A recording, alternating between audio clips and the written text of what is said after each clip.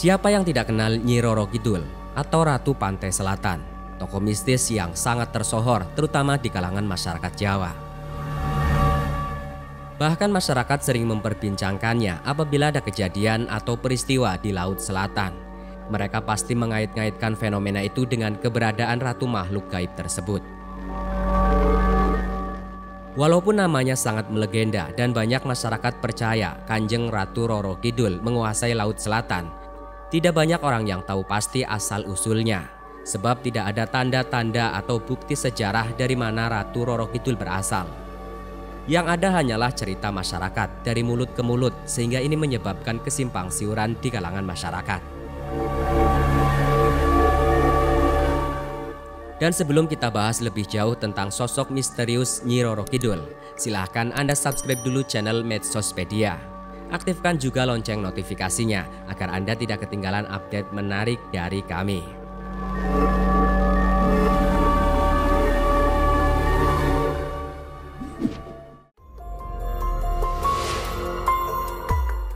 Siapa sebenarnya Nyi Roro Kidul? Ada beberapa versi yang beredar di masyarakat perihal asal-usul Ratu Pantai Selatan yang sangat fenomenal ini.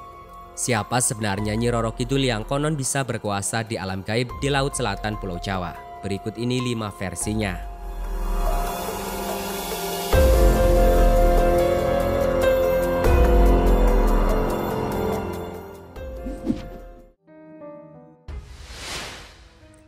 Dewi Kandita.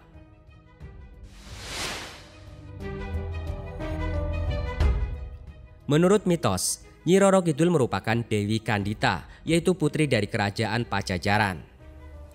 Dewi Kandita digambarkan malu karena mempunyai penyakit kulit dan akhirnya pun dia menceburkan dirinya ke pantai selatan. Setelah menceburkan dirinya, kecantikan Dewi Kandita akhirnya kembali muncul dan penyakit kulitnya hilang. Namun Dewi Kandita harus tetap tinggal di laut pantai selatan sebagai bentuk penghormatan terhadap lautan yang telah menyembuhkan dirinya itu. Dan hingga sekarang diyakini bahwa Dewi Kandita adalah sosok Nyi Roro Kidul yang sebenarnya.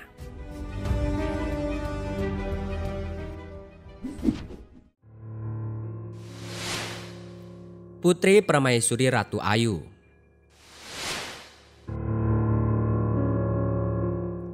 Ada kisah lain yang menyebutkan Nyi Roro Kidul berasal dari kerajaan Galuh. Dia dilahirkan oleh Permaisuri Ratu Ayu. Ketika masih bayi, dia sudah dapat berbicara layaknya orang dewasa dan mengatakan bahwa kelak dirinya akan menjadi penguasa gaib di tanah Jawa dan bersemayam di pantai selatan. Ketika itu pula roh Raja Galuh, Sindula, menyampaikan wangsit jika cucunya tersebut kelak tidak akan bersuami demi menjaga kesucian dirinya. Yang bisa menikahi cucunya itu hanyalah raja-raja di tanah Jawa.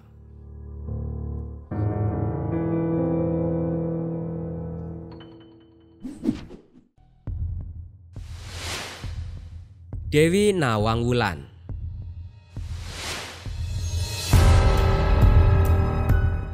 Versi lain yang diyakini terutama oleh masyarakat Jawa kuno.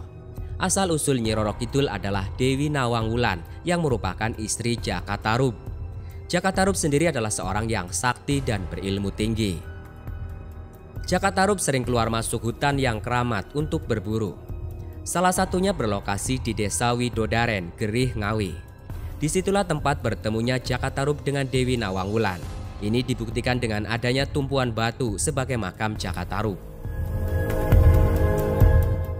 Pada suatu hari, Jaka Tarub yang berada di hutan melihat ada 7 bidadari yang sedang mandi. Karena terpikat, Jaka Tarub lalu mengambil salah satu selendang berwarna oranye yang kemudian dia sembunyikan agar salah satu bidadari tidak bisa pulang. Dengan pura-pura menolong, akhirnya Jaka Tarub bertemu dengan Dewi Nawang Wulan dan keduanya pun akhirnya menikah. Akhirnya Dewi Nawang Wulan dikutuk oleh kerajaan langit karena sudah berani menikah dengan seorang manusia, padahal ini sangat dilarang. Dewi Nawang Wulan dikutuk menjadi jin dan ditugaskan menjaga Pulau Jawa agar tidak tenggelam karena keganasan Samudra Hindia.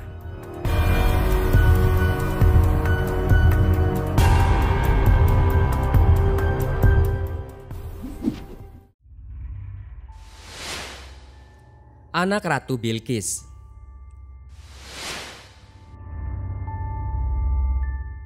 Pendapat lain menyatakan bahwa Nyi Roro Kidul merupakan anak Ratu Bilqis. Ratu Bilqis adalah seorang ratu dari kerajaan Saba yang ditaklukkan oleh Nabi Sulaiman dengan membangun istana yang mirip dengan istana Ratu Bilqis dalam sekejap.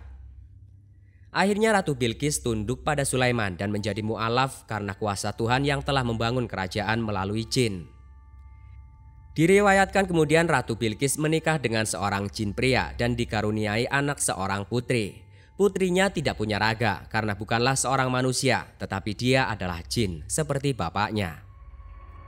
Karena merasa malu memiliki anak seorang jin, anak itu dibuang ke sebuah pulau yang jauh dari kerajaannya. Pulau ini di kemudian hari dinamakan Pulau Al-Jawi atau Pulau Jawa, dan anak itu dinamakan Putri Aurora. Putri Aurora tumbuh dan besar dengan jin-jin yang ada di Pulau Jawa.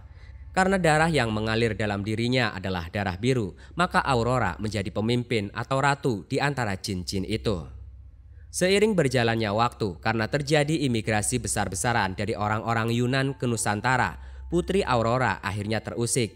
Mereka pindah mengalah ke daerah Laut Selatan karena tidak mau dekat dengan hiruk-pikuk manusia. Selama beratus-ratus tahun, Putri Aurora dan para pengikutnya membangun kerajaan, hingga akhirnya mereka sampai pada puncak kejayaan. Banyak sekali kerajaan-kerajaan jin yang takluk dan bergabung dengan kerajaan Laut Kidul. Lambat laun ketenaran kerajaan yang dipimpin Putri Aurora berkembang dan menyebar ke penjuru negeri. Masyarakat Jawa kala itu yang tidak fasih menyebut Putri Aurora, maka mereka menyebutnya dengan nama Roro dan dipanggil Nyi Roro. Karena menguasai daerah selatan, dia pun disebut sebagai Nyi Roro Kidul.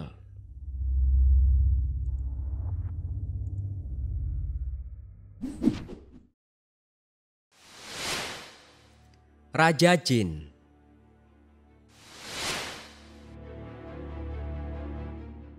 Asal-usul Nyi Roro Kidul versi paling menyeramkan adalah dia konon berasal dari Raja Jin. Menurut beberapa kalangan muslim, asal-usul Nyi Roro Kidul bukan hal yang spesial yang perlu diperbincangkan. Berdasarkan keterangan dan penafsiran Al-Quran dan hadis, fenomena Nyi Roro Kidul adalah hal yang lumrah yang terjadi di dunia jin.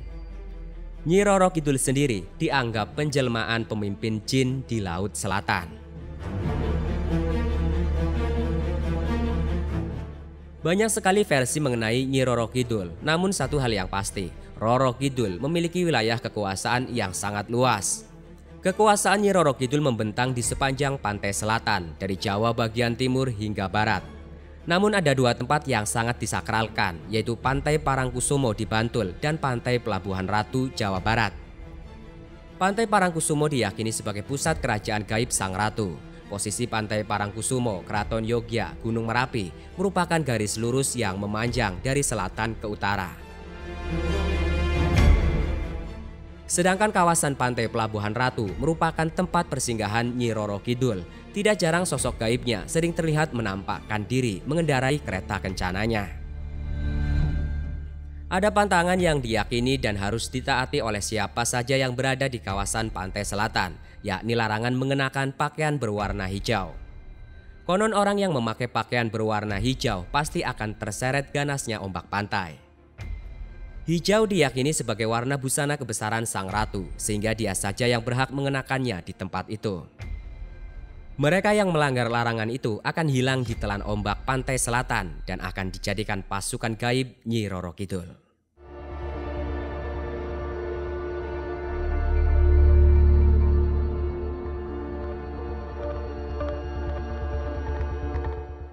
Nah, itulah pembahasan kami tentang siapa sosok Nyi Roro Kidul yang sebenarnya, pekat dan penuh misteri. Tapi yang pasti, sosok Nyi Roro Kidul tidak akan pernah berhenti dibicarakan orang sampai kapanpun.